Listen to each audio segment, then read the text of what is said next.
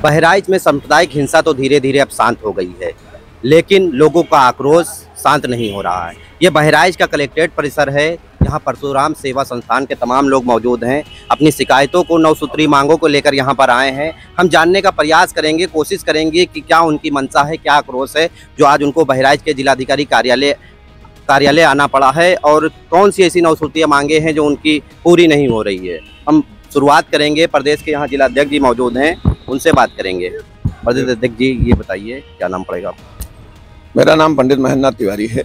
आज आप लोग बहराइच के कलेक्ट्रेट परिसर में आए हैं और 9 सूत्रीय मांगे हैं। पहले सबसे आप इन मांगों से अवगत करा दीजिए। जी, नंबर 1, मृतक रामगोपाल मिश्रा के परिवार को 1 करोड़ रुपए न्यूनतम सहायता राशि प्रदान की जाए। नंबर 2, सामाजिक अराजकता के लिए रोकने के लिए प्रशासन द्वारा की जा रही हिंदुओं का उत्पीड़न रोका जाए। ब्राह्मणों का उत्पीड़न बंद किया जाए। ब्राह्मण आयोग का गठन किया जाए। पीड़ित ब्राह्मण परिवार को उचित सुरक्षा प्रदान की जाए। पीड़ित परिवार के एक सदस्य को सरकारी नौकरी दी जाए। गिरफ्तार किए गए अभियुक्तों को फास्ट ट्रैक कोर्ट में सुनवाई कर शीघ्र सजा दिलाई जाए। हिंदू समाज के किसी भी व्यक्ति की गिरफ्तारी बिना किसी तथ्य व प्रमाण के न किया जाए। ये हमारी 8 मांगे हैं। और 9वीं मांग ये है हमारी, यदि हमारी मांगे पूरी नहीं होती हैं और पुलिस बिना तथ्य प्रमाण के गिरफ्तारी बंद नहीं करती है तो 5 नवंबर 2024 दिन मंगलवार को हमारे संगठन के साथ हिंदू समाज धरना प्रदर्शन के लिए बाध्य होगा। प्रदेश अध्यक्ष जी, इसमें आपकी एक मांग है नौकरी की।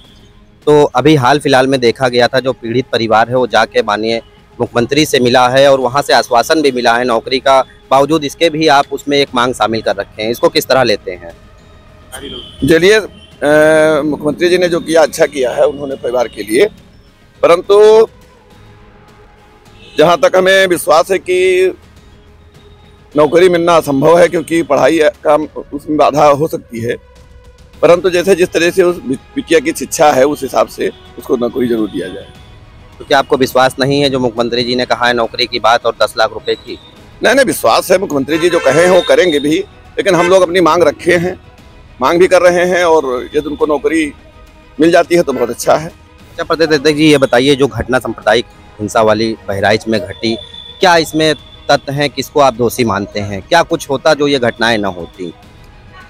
देखिए, जब मूर्ति विसर्जन का कार्यक्रम वहां से पहले से प्रस्तावित था तो वहां भारी पुलिस फोर्स भी लगानी चाहिए थी।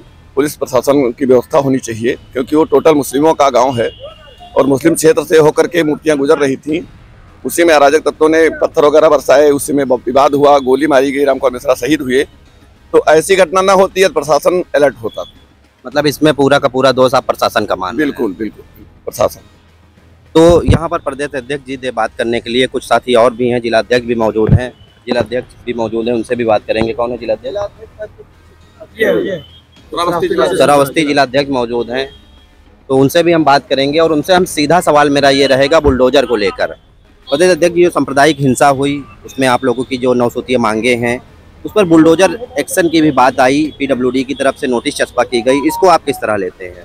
अभी तक कोई कार्रवाई ऐसी हुई नहीं है और हम लोग मांग करते हैं कि बुलडोजर से उनका मकान गिराया जाए, धराशाही किया जाए, और जिस प्रकार से हिंदुओं के ऊपर नाजायज मुकदमा लिखा जा रहा है, उनको नाजायज जेल भेजा जा रहा है।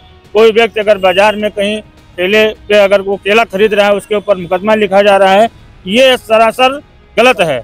अगर ऐसे ही होता रहेगा तो हम अपने परशुराम सेवा संस्थान के ओर से और समस्त हिंदू संगठन एकत्रित होकर के हम लोग धरना प्रदर्शन करेंगे। जैसे आपने कहा बुलडोजर चलना चाहिए, अपराधी वहां पर एक है, घटना एक घर पर घटी है, और जो नोटिस चस्पा हुई है लगभग 23 मकान है, इसको किस तरह आप लेते हैं?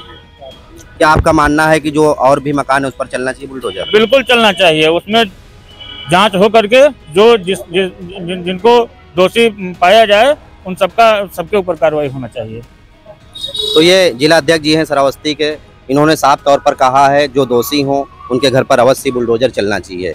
यहाँ तमाम लोग मौजूद हैं, 1-2 लोग से हम और बात करेंगे। क्या नाम होगा आपका? पंडित विकास कुमार पांडे। क्या हैं आप? जिला प्रभारी IT से बहराइच। ये बताइए, आज आप लोग यहाँ कलेक्ट्रेट परिसर में आए हैं, क्या मांगे हैं आप लोग की, क्या सोच कर आए हैं? हम लोगों की मांगे ये हैं कि जिस प्रकार से घटना को आज लगभग 15 दिन के आसपास पूरा होने को है और प्रशासन की तरफ से जो कार्रवाई की जा रही है, तो उस प्रशासन की कार्रवाई में भी हम लोग उससे संतुष्ट नहीं है, क्योंकि कार्य जो है अराजकता कम करने के नाम पर कम नहीं की जा रही है। कम करने के नाम पर हिंदुओं को नाजायज तरीके से प्रताड़ित किया जा रहा अच्छा, है। ये बताइए, जो घटना हुई इसमें बहुत सारे लोगों ने, मैं किसी का नाम नहीं ले रहा हूँ क्योंकि वो भीड़ थी लोगों की, उसमें आगजनी की घटना लोगों ने कारित की और भी बहुत सारा नुकसान किया उस क्षेत्र में। इसको क्या मानते हैं आप? ने जो नुकसान किया वो गलत है, मैं मानता हूँ गलत है, लेकिन उसके नाम पर यदि आपके पास कोई तथ्य नहीं है, आपके पास कोई प्रमाणित सबूत नहीं है, तो उसके नाम पर हम किसी को तो प्रताड़ित करने देंगे नहीं। यदि आपके पास कोई प्रूफ है, वैलिड प्रूफ है, आप उसको ला करके अगर किसी को सजा भी देना है आप दीजिए। उसके लिए परशुराम सेवा संस्थान जो है आपका कहीं पर विरोध नहीं करेगा। लेकिन ये मैं फिर से बताना चाहूँगा कि अगर किसी भी जो निर्दोष को अगर प्रताड़ित किया गया, चाहे वो प्रशासनिक कार्रवाई के नाम पर हो या किसी भी प्रकार की राजनीतिक दबाव में हो, परशुराम सेवा संस्थान उसका विरोध खुलकर करेगा। आज आप लोग कलेक्ट्रेट परिसर में आए हैं, आगे की रणनीति क्या होगी? आगे की रणनीति यही है, जो हमारी 9 सूत्रीय मांगे की गई, 8 सूत्रीय मांगे हैं, उसमें 9वां बिंदु हमने इसीलिए ऐड किया है कि जो भी अगर हमारी कार्रवाई जो मांग की गई है उसमें यदि प्रशासन द्वारा किसी प्रकार की लापरवाही बरती जाती है और उस पर अमल नहीं किया जाता है तो हम लोग अनिश्चितकालीन धरना के लिए बाध्य होंगे। जिसकी बिल्कुल जितना जो है हम लोग विधि के अंदर रह के, कानून के अंदर जो भी हम लोगों से धरना प्रदर्शन होगा, हम लोग अनिश्चित काल के लिए धरना प्रदर्शन करेंगे। आपके क्षेत्र के विधायक सुरेश्वर सिंह ने एक भाजपा कार्यकर्ता के ऊपर भी मुकदमा लिखवा दिया है, इसको किस तरह लेते हैं? ये उनका व्यक्तिगत मैटर है। जहाँ पर घटना हुई हम वहाँ पर मौजूद नहीं थे। तथाकथित जो हमने सुना है, लोगों के मुंह से सुना है, माननीय विधायक जी की जो FIR है उसकी भी हमने कॉपी देखी है। इसको लेकर भी लोगों में आक्रोश है कुछ? इसको लेकर आक्रोश जो है वो आक्रोश जब रहा होगा तब रहा होगा, क्योंकि उस समय जो भीड़ उग्र थी, हत्या तत्कालीन में हुई थी, उसका 100 लेकर के लोग प्रदर्शन कर रहे थे। उसके बाद जो भी हुआ हो, मैं मौके पर मौजूद नहीं था। जैसा मैंने सुना है उस हिसाब से विधायक जी की गाड़ी पर पथराव किया गया। विधायक ने ये भी मेंशन किया है कि उनकी ऊपर फायरिंग हुई जिसमें वो बच गए।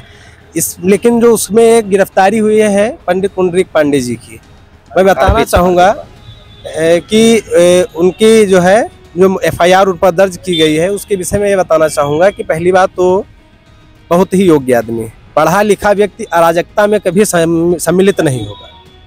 पत्रकार भी रहे हैं, 1-2 नौकरियों से इस्तीफा लगा करके वर्तमान में वो शिक्षक पद पर है। ऐसे व्यक्ति से अगर कोई ये कह रहा है कि उसने पत्थरबाजी किया है या अराजकता में जो है कोई आपको क्या लग रहा है? नहीं, हमको तो लग रहा है कि ऐसा नहीं है। लेकिन पुलिस प्रशासन से हमारा यही अनुरोध है कि यदि कोई भी कदम उठाया जाता है, कोई कार्रवाई की जाती है तो उसकी पहले निष्पक्ष जांच होनी चाहिए। बिना जो है किसी वैलिड प्रूफ के अगर गिरफ्तारी की जाती है या किसी प्रकार की कार्रवाई होती है तो भी हम लोग धरना प्रदर्शन के लिए बाध्य होंगे।